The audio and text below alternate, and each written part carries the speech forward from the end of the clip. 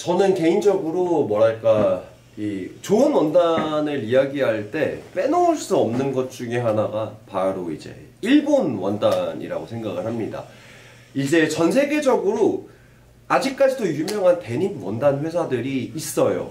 뭐 세계 각지에 있긴 있지만 대표적으로 일본에 거의 밀집되어 있다고 보시면 될 것 같고, 조금 크게 굵직굵직하게 말씀드리면 리바이스와 어떤 동고동락을 함께 했었던 미국의 콤밀사, 이제 많은 분들이 콤밀사가 단순히 원단 회사가 아니다, 뭐 원단 뭐 이런 유통회사다 뭐 이런 얘기도 하시는데, 좀 정확히 짚어드리자면 콤밀 원단사는 기본적으로 원단을 제작하고 유통까지 다 하는 회사고요. 그리고 이제 원단사가 많이들 그래왔듯이 발전하는 과정에서 다양한 공장들을 인수, 합병 혹은 또 이제 분리되면서 지금까지 발전을 해왔어요. 그 안에서 콤밀을 사랑하는 가장 이제 큰 이유가, 예전에, 이제는 이제 더 이상 폐쇄가 됐지만, 예전에 이제 화이트 오크라는 콤밀 원단사에서도 좀 프리미엄 셀비지 데님들이나 좀 고가의 원단을 만들고 있었던 원단 공장이 있었거든요.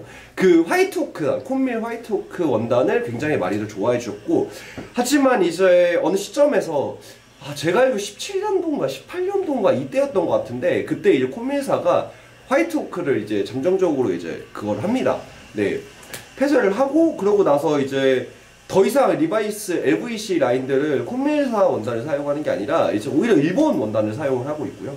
이제 그 외에도 이제 일본에는 뭐 우리나라에서 많이 유명한 카이아라, 뭐 쿠로키, 뭐 니온맨프, 뭐 콜렉트사 등등 되게 많아요. 뭐 여기 제가 언급하지 않은 데에도 정말 많은데, 그런 원단사들이 좀 많이 밀집되어 있고, 뭐 터키에는 이스코라고 하는 워낙 유명한 원단사죠. 누디진으로 유명합니다. 누디진은 정말 많이 쓰고, 제가 알기로 디젤이나 이런 유럽발 브랜드에서 굉장히 많이 쓰는데, 또 이제 이탈리아로 넘어가면 뭐 칸디아니 원단 회사라던가 등등의 여러 가지 이제 데님 원단 회사들이 다 있어요. 있는데 유독 일본에 많이 밀집되어 있어요. 이제 특히나 셀비지 원단은, 고가와 좋은 원단은 다 일본에 있다라고 봐도 거의 무방할 정도로 일본산 셀비지는 전 세계적으로 품질적으로 많이 인정을 받았습니다. 근데 뭐 역사적인 배경을 다 뒤로 하고, 이제 좋은 원단이 뭐가 그렇게 중요하냐라고 하는데, 사실 청바지는 잠시만요. 제가 이거 하나 보여드릴게요.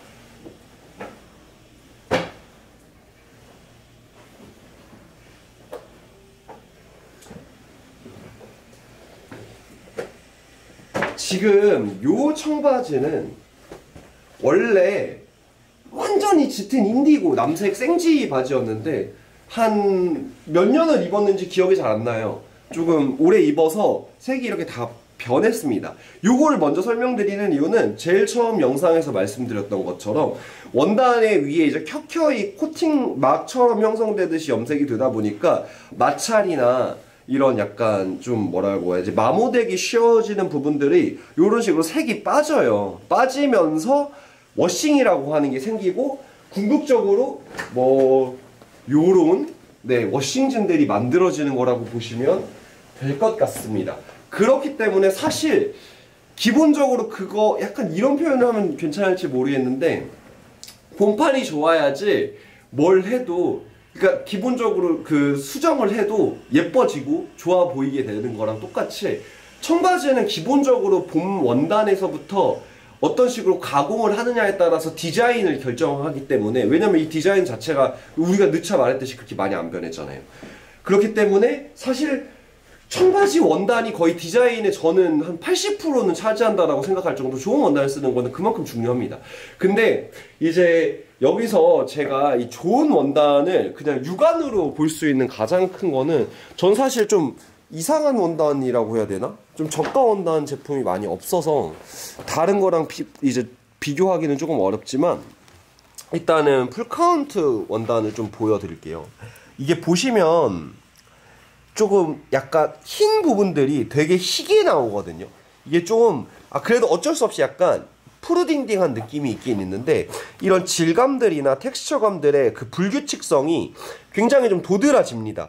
일본 원단이 특히 더 그렇기도 하지만, 그럼에도 불구하고 좋은 셀비지 데님들은 기본적으로, 얘도 지금 보시면은 요렇게 중간중간에 희끗희끗한 부분들이 있거든요. 이런 부분들이 굉장히 선명하게 나와요. 그게 무슨 얘기냐면은 제가 이 첫 번째 영상에서 말씀드렸던 이 염색 과정을 굉장히 잘 거친 원사들은 기본적으로 되게 깨끗한 흰색 원사를 바탕으로 그 위에 이렇게 좀 잘 염색이 되는 그런 방법이다 보니까 가공하는 과정에서 조금 더 청량한 색감들이 나옵니다. 이거는 또 이제 일본 원단들은 좀 더 심하다고 보셔도 될 정도로 굉장히 그 색감들이나 이런 것들이 진짜 잘 표현이 되거든요. 그래서 보통 저는 일반적으로 모든 좋은 옷들이나 좋은 원단들이 가지는 특징 중에 하나는 제가 그것만 입으면은 그렇지 않은 조금 약간 저가 원단들을 봤을 때 확 차이를 느끼는데, 그냥 그렇게만 입다가 고가 원단을 본다고 해서 크게 막 차이를 못 느끼시는 분들도 계세요. 디테일하게 안 보시면은. 근데 한 번쯤은 경험해보시고 입어보시면 확실히 다른 점은 느끼실 거예요. 왜냐하면은 저는 이 차이를 이렇게 말씀을 드리거든요. 약간 핸드폰 카메라 요즘 너무 좋잖아요. 핸드폰 카메라로 찍은 사진의 선명도와 조금 고가의 카메라만을 위해서 만들어진 뭐 지금 제가 사용하고 있는 이제 알파7 시리즈의 모델이라던가 좀 좋은 카메라로 담은 사진의 선명도의 차이 정도라고 말씀을 드려요. 누군가에게는 그냥 핸드폰 카메라의 화질도 충분히 만족스러우실 수 있지만 더 좋은 것들을 찾으시는 분들에게 조금 아쉬운 것들을 채워주는 것이 이제 좋은 카메라라고 생각을 하는데, 그거랑 비슷하게 누군가에게는 그냥 청바지에 어느 정도의 색 표현만 돼도 괜찮다라고 생각을 하시는 분들도 계시겠지만, 나는 조금 더 고유의 정서들을 만나고 싶고 더 확실하게 선명한, 이 선명한이 막 워싱이 무지 세게가 아닙니다. 연하게 나오는 워싱들도 그 약간 선명하게 나오는 색 표현이 잘 되는 그런 원단들을 경험해보고 싶다 하시면은, 그래도 조금 원단사가 뭐 일본 원단사라던가 등등의 조금 유명한 원단사의 원단을 사용했었던 데님을 한번 접해보시는 거를 좀 추천을 드리고 있고, 지금 이 청바지 브랜드는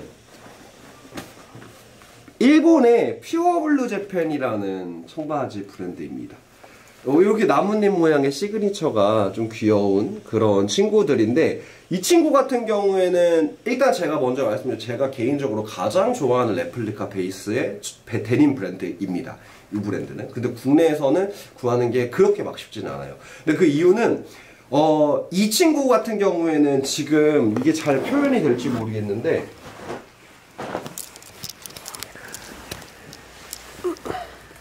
보시면은 원단의 표면이 되게 거칠고 질감 헤어리하다고 말씀드리는 이런 약간 부분들이 되게 많아요. 이 원단의 표면들이 엄청 거칠어요. 우리는 보통 이런 원단들을 되게 슬러비하다라고 표현을 하는데, 이제 이 친구를 좀 오래 입으면 색도 이런 식으로 빠집니다.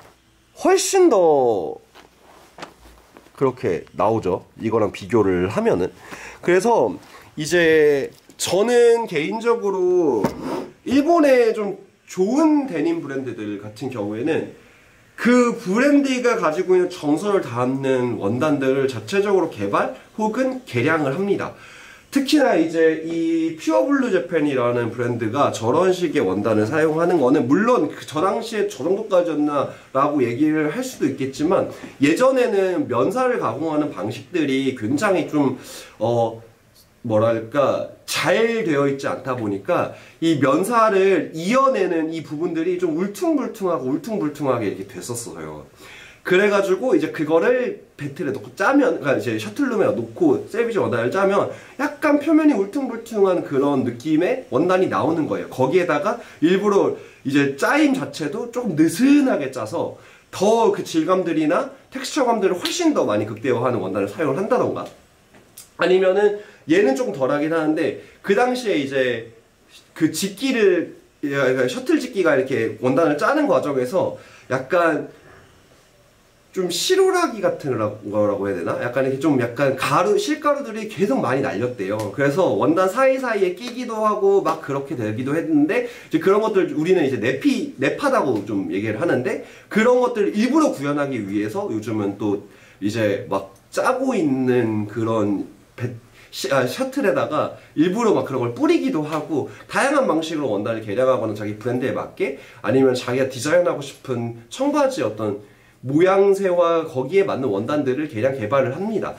그래서 저런 원단도 있고, 뭐 웨어하우스 같은 경우에는 저는 이제 많이들 얘기하시는 게 빈티지 원단을 가장 잘 구현했다라고 표현할 정도로 예전 50년대 이전의 어떤 그런 특유의 빈티지한 질감들에 실제로 빈티지가 돼서 나왔었던 그 질감 자체를 표현하는데 엄청 집중을 하고 있고, 그런 것들 때문에 사실 그 브랜드들이 어떠한 특정한 더 높은 가치를 좀 평가를 받는 거라고 말씀드릴 수 있어요. 그래서 이렇게 원단 같은 경우에도 진짜 중요하고, 앞서 얘기했던 봉제 방식들도 어떤 방식으로 가느냐에 따라서 정말 많이 중요한데, 큰 특징이라고 하면은 일본 원단이 대부분 조금 컨트라스트, 대비가 좀 센 편이긴 합니다. 이런 약간 색감 표현 자체도 조금 뭔가 좀 어떤 분들이 느끼신 과할 수 있는 정도로 좀 세게 나오는 편이에요.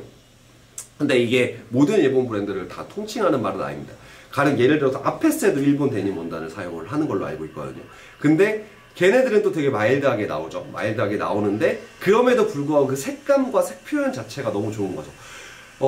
진짜 청바지를 많이 입으시다 보면은 똑같이 생지로 있어도 걔네들이 색이 다 조금씩 다 다르거든요.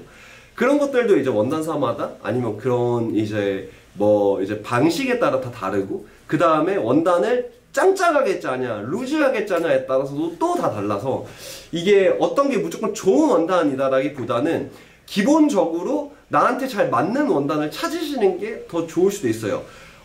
그래서 좀 대표적인 카테고리를 말씀드리면은, 좀 느슨하게 짠 원단일수록 일단은 불규칙적인 조직감들이 훨씬 잘 나타나고요.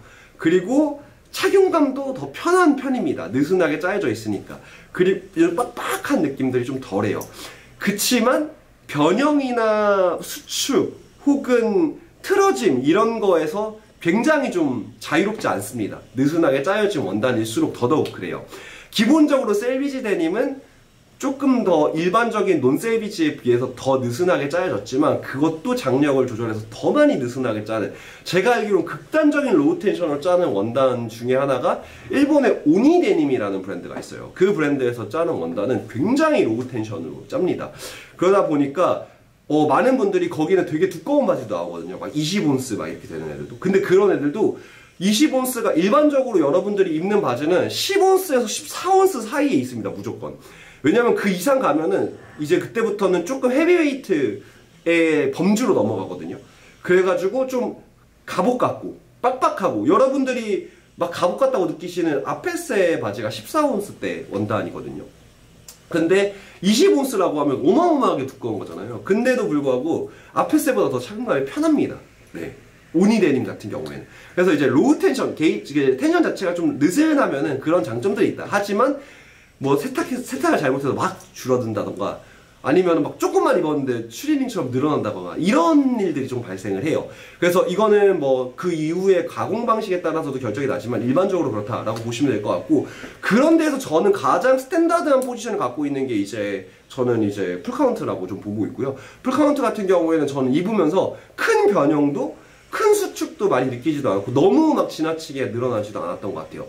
일반적으로 논셀비지 데님 같은 경우에는 수축이나 이런 것들에 대한 걱정을 크게 하실 필요가 없어요. 크게 하실 필요가 없다라는 거는 3% 내외에서 왔다 갔다 합니다. 일반적으로 모든 데님 원단 회사에서 주장하는 바는 자기네들이 후가공을 전부 다 해도 최대 3%까지는 수축 변형이 있을 수 있다라고 얘기를 해요. 이 3%라는 개념에 딱 말씀을 드리면, 기장은 100cm가 넘잖아요. 그러니까 최대 3cm까지도 줄어들 수 있다.